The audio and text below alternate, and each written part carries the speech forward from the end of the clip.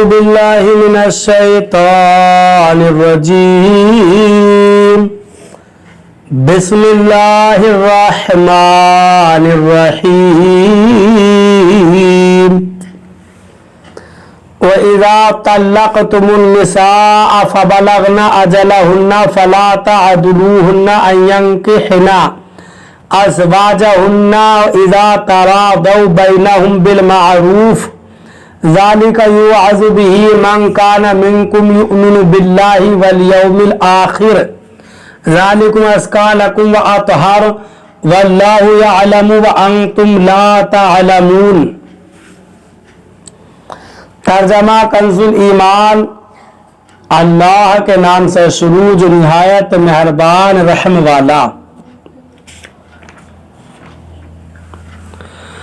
اور جب تم عورتوں کو طلاق دو اور ان کی میعاد پوری ہو جائے تو اے عورتوں کے والیوں انہیں نہ روکو اس سے کہ اپنے شوہروں سے نکاح کر لیں جبکہ آپس میں موافق شرع رضامند ہو جائیں۔ آپس میں موافق شرع رضامند ہو جائیں۔ یہ نصیحت اسے دی جاتی ہے جو تم میں سے اللہ اور قیامت پر ایمان رکھتا ہو۔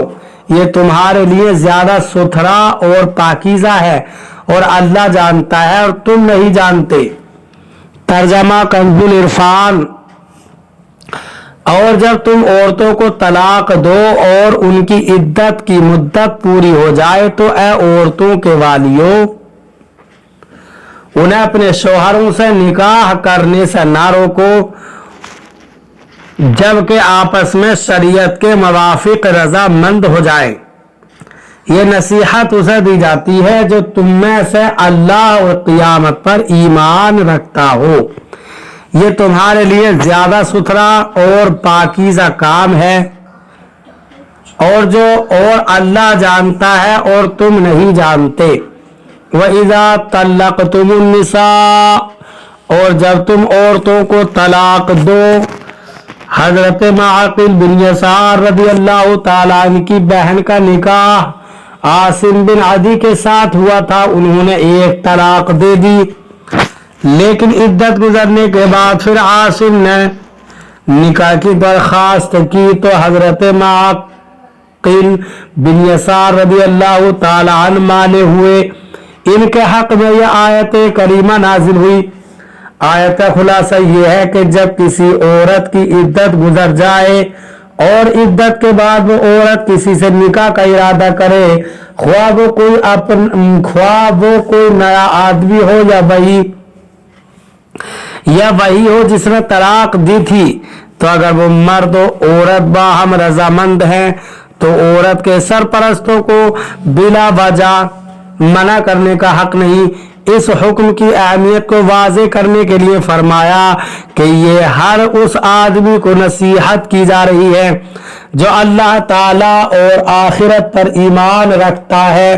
مزید فرمایا کہ اس حکم پر عمل کرنا تمہارے لیے زیادہ پاکیزگی اور طہارت کا باعث ہے کیونکہ بعض اوقات سابقہ تعلقات کی وجہ سے عورتیں غلط قدم بھی اٹھا لیتی ہیں جو بعد میں سب کے لیے پریشانی کا باعث بنتا ہے۔ اس لیے عورتوں کو مزید نکاح سے بلا وجہ منع نہ کرو۔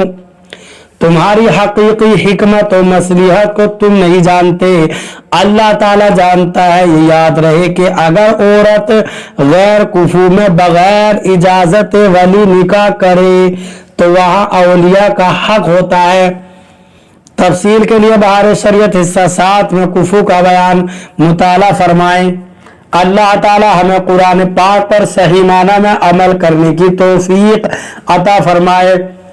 برادران اسلام، آپ تمامی حضرات سے گزارش کی جاتی ہے خود بھی قرآن پاک کی تلاوت، ترجمہ اور تفسیر سماعت کیجیے، اپنے عزیز و اقارب اور رشتہ داروں کو بھی شیئر کیجیے تاکہ آپ اس کے ذریعے صدقہ جاریہ کے مستحق ہو جائیں۔